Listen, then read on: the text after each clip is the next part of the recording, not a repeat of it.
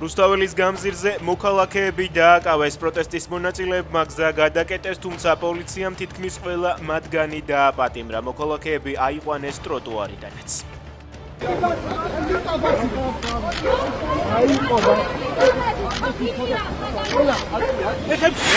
მედია რუსთაველზე ჟურნალისტები პარლამენტთან არიან შეკრებილები და დაკავებულ კოლეგებს სოლიდარობას უცხადებენ. მედიის წარმომადგენლები ოცნების ქმედებებს თავისუფალი და დამოუკიდებელი სიტყვის გაქრობის მცდელობად და რეპრესიებად აფასებენ.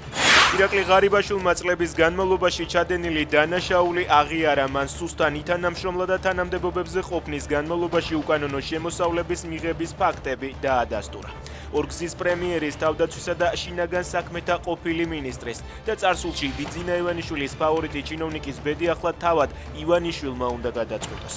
აღიარებითი ჩვენების მიუხედავად ღარიბაშვილს ჯერ არ აკავებენ. სუსის თქმით, მომდევნო დღეების განმავლობაში გამოძიება იმჟელებს ექს-პრემიერის ქმედების დაკვალიფიცირების, ასევე მის მიმართ აღკვეთის ღონისძიების შერჩევის საკითხზე.